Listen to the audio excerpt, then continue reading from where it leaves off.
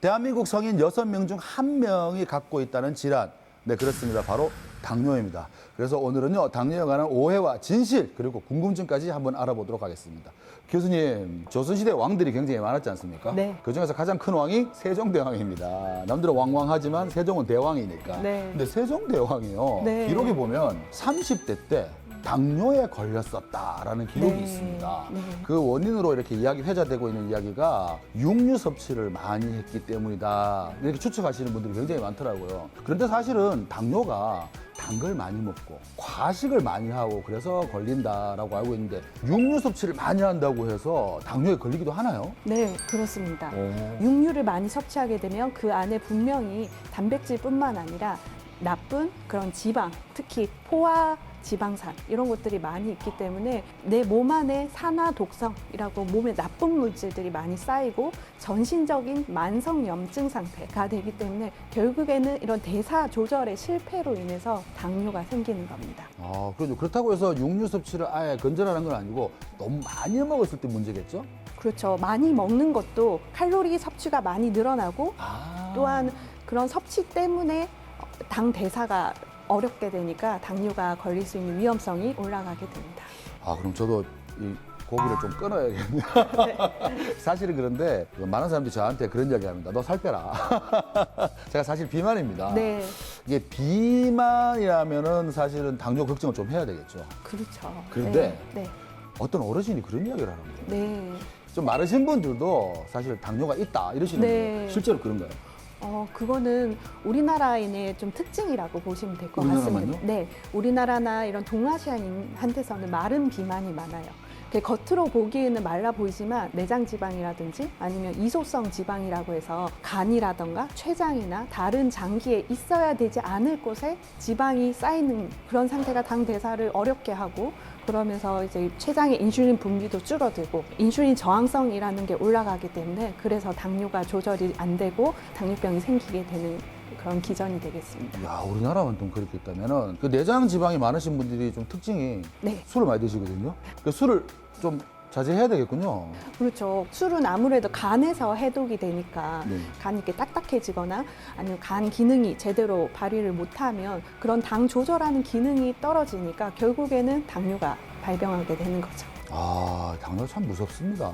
보통 일반적으로 당뇨 증상, 당뇨병이라고 이제 좀 의심스러울 때는 밥을 많이 먹는다든가, 네. 허기가 자주 진다든가, 네. 물을 많이 마신다든가, 네. 혹은 소변을 봤는데 거품이 많이 생긴다, 소변 색깔이 너무 노랗다 이러면은 당뇨를 의심하거든요. 네. 많은 분들이 뭐 여러 가지 증상들을 이야기해요. 네네. 그런데 이런 이야기가 있습니다. 본인이 당뇨인 줄 모르고 사시는 분들이 굉장히 많다 그러더라고요. 부증상 당뇨라는 표현을 써도 되는지 모르겠는데 진짜 증상이 없는 당뇨도 있는 걸까요?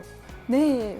그래서 실제로 저희 병원에 오는 분들 중에 대다수는 증상이 없습니다. 아, 그래요? 네, 당뇨는 침묵의 살인자라고도 하는데 당뇨로 인해서 200, 300 정도 혈당이 오르더라도 본인은 딱히 그런 증상은 없고 약간 피곤하다 이 정도 증상만 있으세요. 만성 피로라 생각하죠. 보통. 그렇죠.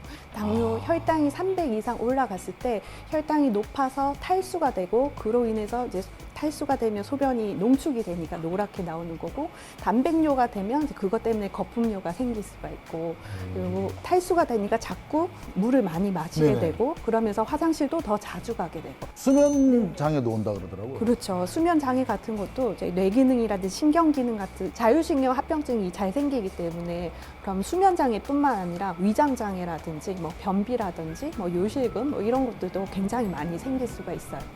그렇군요. 근데 보통 이렇게 증상이 없잖아요. 근데 네. 본인이 당뇨인지를 그냥 미리미리 검사를 해보는 방법밖에 없겠네요. 네, 정기적인 검진을 받아서 내가 당뇨인지 아닌지 확인을 하시는 게 좋고, 네. 공복 혈당이 126 이상이면은 일단 당뇨나 아니면 뇌당능 장애 이런 게 있는지 한번 확인을 해보시는 게 좋을 것 같습니다. 그냥 본인 스스로 판단하지 말고 병원에 가는 게 최고 네. 우선이 되게 되겠습니다. 아, 그렇군요.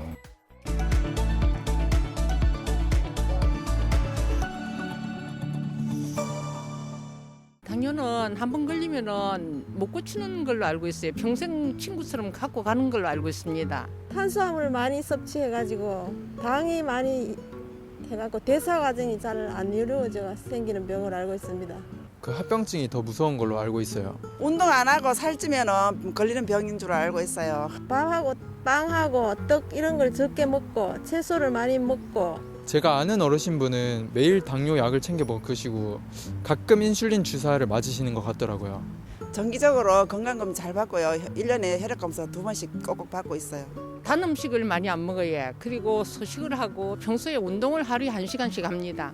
교수님, 제가 설탕이 든 탄산음료 대신에 무설탕 음료, 제로 음료 등을 먹고 있는데 이렇게 하면 당뇨에 안 걸리는 게 맞나요?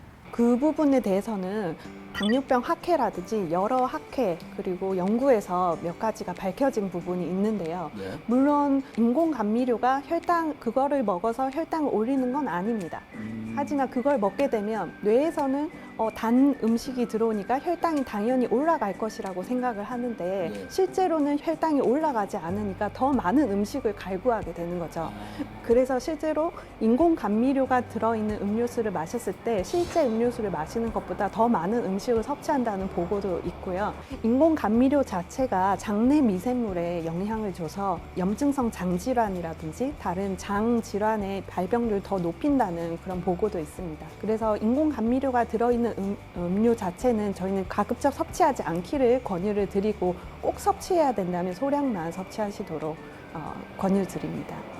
이번에는요, 당뇨에 관한 시청자 사연들을 모아보았습니다. 교수님, 체중 관리를 위해 365일 다이어트를 아주 열심히 하고 있는 30대 여성의 사연입니다. 근데 이분이 안타깝게도 당뇨 진단을 받았다고 합니다. 그런데 이제 체중 관리를 위해서 많은 다이어트를 시도해봤는데 간헐적 단식이 가장 효과가 좋더래요. 그래서 계속 하고 있는데 혹시 이 간헐적 단식이 당뇨에 영향을 미치지는 않을까 좀 걱정을 하고 있습니다. 선생님 좀 해결해 주셔야 될 것 같아요. 네, 일단 간헐적 단식 하지 마십시오. 왜요? 당뇨 환자분들은 당 대사에 이상이 있기 때문에 음식을 소량만 드셔도 남들보다 인슐린 분비가 더 많이 될 수가 있고 그런 단식 동안 저혈당 위험성 매우 큽니다. 특히나 최근의 연구 결과에 따르면 혈당이 계속 지속적으로 높은 것보다 높았다 낮았다가 이 변동폭이 큰 것이 훨씬 더 혈관이라든지 다른 당뇨 합병증에 나쁜 영향을 준다고 알려져 있거든요. 그래서 간헐적 단식보다는 소량이라도 나눠서 규칙적으로 일정한 시간에 드시는 걸 좀 더 추천을 드리고 본인 건강을 위해서 또 저혈당 예방을 위해서 간헐적 단식은 되도록 하지 않는 것이 좋을 것 같습니다. 뭐 저혈당이든 고혈당이든 간에 당뇨는 빨리 치료하는 게 우선인 것 같고 그 당뇨 환자분들은 다이어트를 고민하고 있다면 의사 선생님하고 상의를 꼭 해야 되지 않을까 그 생각이 드네요. 네. 이번 사연은요. 아드님의 사연입니다. 어머니가요 당뇨를 앓고 계신다고 해요. 근데 어머님이 지난 겨울에 친척들 여러 명과 함께 오랜만에 여행을 3박 4일로 해외로 가신 모양이에요. 네. 그런데 어머님이요 당뇨약을 안 가지고 가신 거예요. 당뇨약은 매일 드셔야 되는 거지 않겠습니까? 그런데 다행히 친척 중에 당뇨를 앓고 계신 분이 계셨어요. 네. 그 약을 빌려가 드셨던 모양입니다. 네. 아드님 걱정이 너무 커요 지금. 네. 그렇게 먹어도 되는 건지. 그것도 하시면 안 됩니다. 아 그래요? 네, 당뇨약은 환자에 맞춰서 맞춤약으로 처방이 나가는 겁니다. 어떤 분은 간이 나쁠 수 있고 어떤 분은 콩팥이 나쁠 수가 있어요.